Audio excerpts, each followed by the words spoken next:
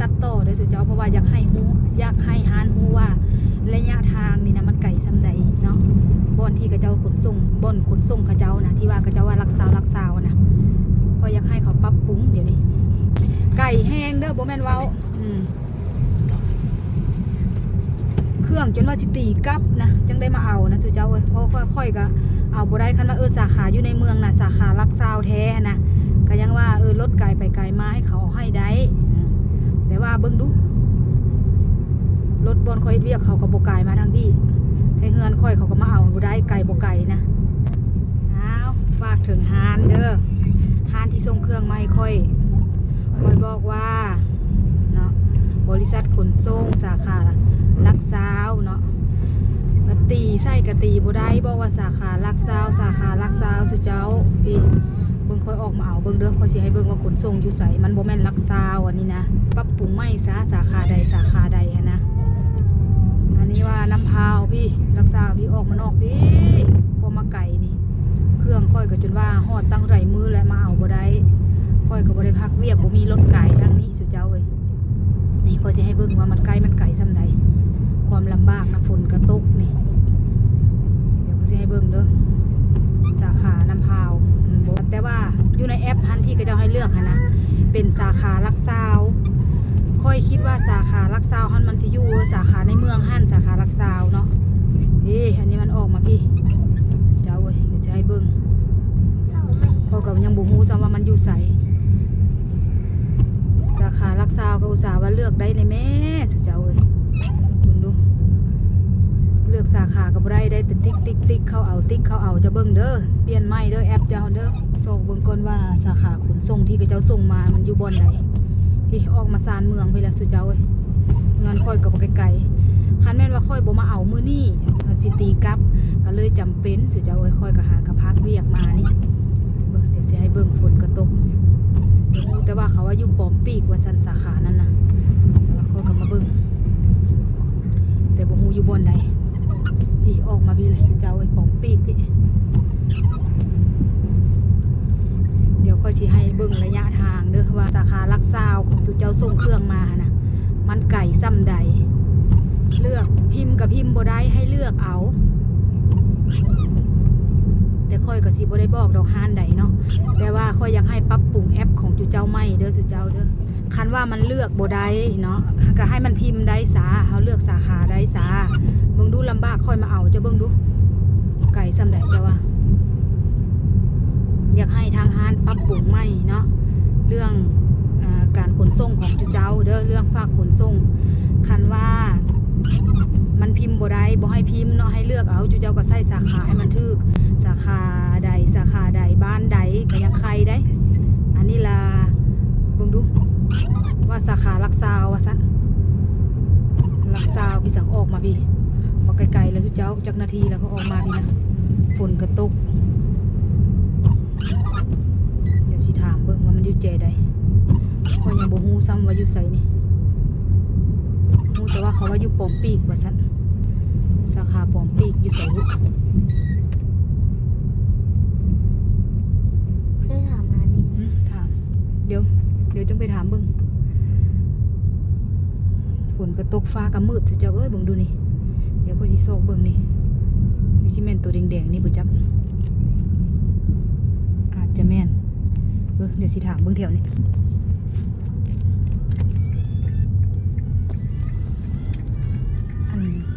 สละไปถามดูสละนี่นี่พอดีเลยนี่สุเจ้านี่พี่มันบ่แม่นสาขาลักซาวเด้อพี่น้องเด้อลักซาวของสุเจ้าหั่นน่ะเปลี่ยนใหม่เด้อสุเจ้าเด้อพี่เขามาไก่เมื่อแล้วค่อยสิถ่ายให้เบิ่งระยะทางเดี๋ยวเอาลงเอาเครื่องก่อนอันนี้ขากลับเด้อพี่น้องเด้อบ่ไก่สุเจ้าเอ้ยวันนี้ค่อยพัดเข้าเวียกรถไก่มาทั้งพี่กับบ่มีหากระพักเวียกมื้อนี้แล้วได้ออกมาเอามื้อนี้จนว่าเขาสิตีกลับมาเอาเครื่องบ่ได้สุเจ้าเอ้ยบ่ไก่ให้เฮือนกะบ่มีไผมาเอาให้บ่ว่างเขาก็บ่ว่างคันว่าไกลก็ว่าใครสุเจ้าเอ้ยว่าไก่นี่ช่วยให้เบิ่งเด้อสาขานี่สาขาลักซาวเขาเด้ออยากให้ห้านปรับปรุงฮอดก็ได้ลูกอยากให้ ให้แด้เด้อแต่ว่าค่อยเซตข้อความไว้เลยแหละแต่ว่าทางร้านเขาก็บ่ตอบบ่ว่าจังไดเนาะแล้วค่อยอยากให้จูเจ้าปรับปรุงแอปของจูเจ้าปรับปรุงบนส่งของจูเจ้าเบิ่งเด้อพี่น้องเด้อเบิ่งระยะทางเด้อสาขาจูเจ้าเด้อให้ปรับปรุงใหม่เด้อเพราะว่าก็คันบางทีก็ยังมีหลายอันอยู่ที่ค่อยสิสั่งนำก็มีเนาะแต่ว่าค่อยอยากให้ปรับปรุงสาขาบ่อนไปเอาจูเจ้าเอ้ยไก่แห้งเด้อบ่แม่นเว้าเครื่องจนว่าสิตีกลับนะจังได้มาเอานะสุเจ้าเอ้ยเพราะค่อยก็เอาบ่ได้คันว่าสาขาอยู่ในเมืองน่ะสาขาลักซาวแท้นะก็ยังว่ารถไกลไปไกลมาให้เขาเอาให้ได้แต่ว่าเบิ่งดูรถบอนค่อยเรียกเขาก็บ่ไกลมาทางพี่ไทเฮือนค่อยเขาก็มาเอาบ่ได้ไกลบ่ไกลนะ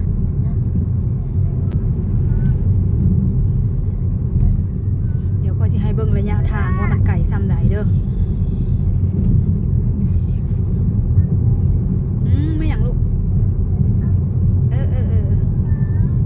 จังชื่อลูกจังชื่ออีป้าชิเมื่อชันได้ไม่น่าเกิดลูกละได้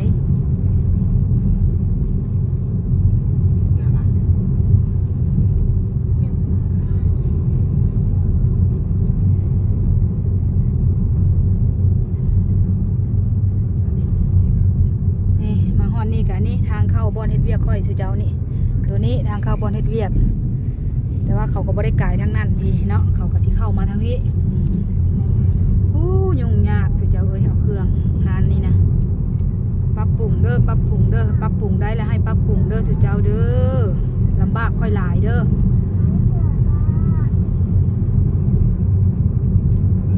ฝนก็ตกอีกนี่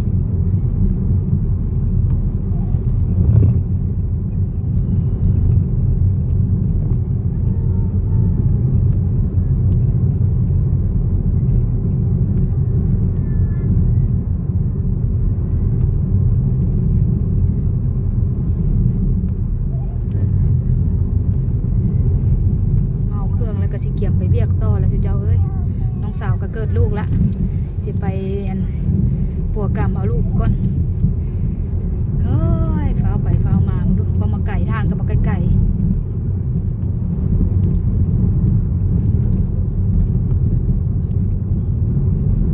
ไปน้ำป้าบ่พาชิไปน้ำป้าไปบ่ได้เฮ้ยไม่เท่าต้องได้มือน้ำป้าแล้วมือนี้คันไม่เท่าเมื่อก็โอ้ยสิก็ได้เมื่อเนี่ยสุเจ้าบึงดู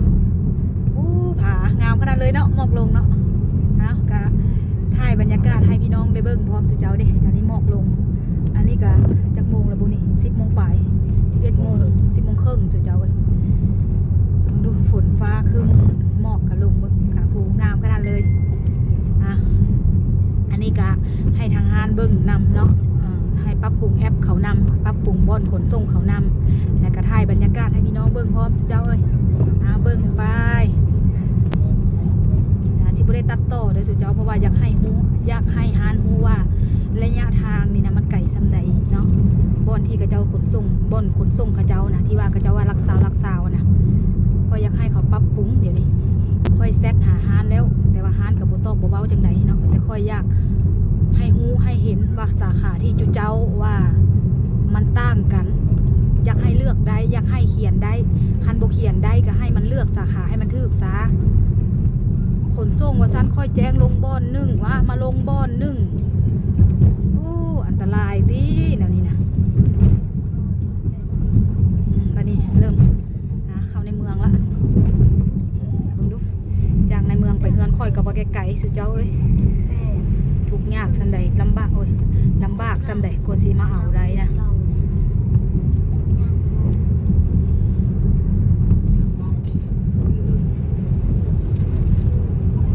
นี่เครื่องไปเอามื้อนี้กันนี่เกือบตีกลับนี่ตัวนี้แหละถึกฮานผู้ใดก็เบิ่งเอาเด้อคอยสิบ่ได้บอกฮานเด้อสุเจ้าเด้อแต่ว่าให้ไปพิจารณาเอาฮานใดถึกฮานใดก็ได้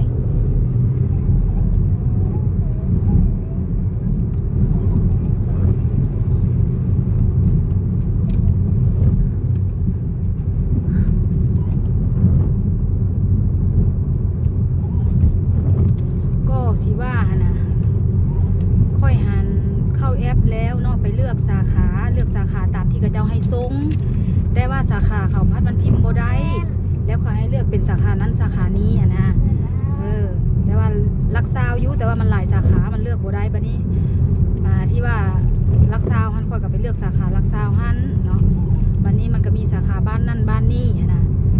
แล้วตัวนี้เลยเป็นสาขาลักซาวค่อยคิดว่าก็สาขาลักซาวก็คิดว่าสิลงลักซาวนี่สนอกพูนออกไปพูนเจ้าปอมปีกพูนบักไก่คันว่าค่อยบ่ทันพักเวียกเขาก็ยันเครื่องค่อยได้ตีกลับลาอยู่อันนี้ก็ยังใครแต่ว่าค่อยพักเวียกถึกช่วงที่มันสิเกี่ยมสิตีกลับเบิ่งดูมัวมืดเด้อสิแล้วหนทางก็ได้ฝนตก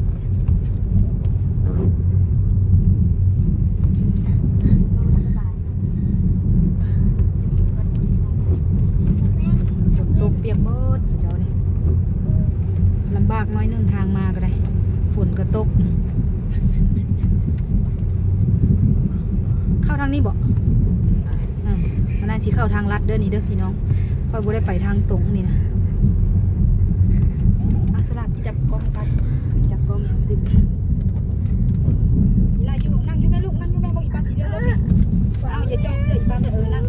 อย่าเซลมันสิเข้ากล้องป้าอย่าเซลป้าสิเลี้ยวรถเข้าทางลัดไม่อยากรถโค้งรถวันนี้เข้าทางลัดสุดเจ้าเอ้ยยังกันเลย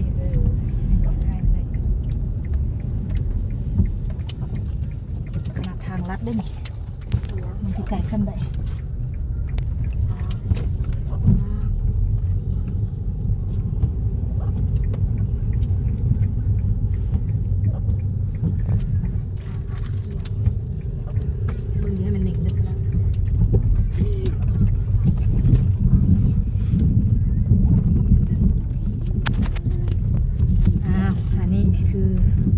ทางลัดเนาะก็จะไปทางลัดทางเข้าเฮือนค่อยแต่ว่าอันนี้กะ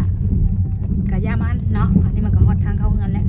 แต่ว่าเว้าเรื่องระยะทางที่เขาเจ้าขนส่งมานะกับบอนที่ค่อยต้องการให้ลงนะมันต่างกันหลายเด้อพี่น้องก็ฝากไว้แต่ซ้ำนี่แหละสุเจ้ากำลังฮอดทางเข้าเฮือนแหละ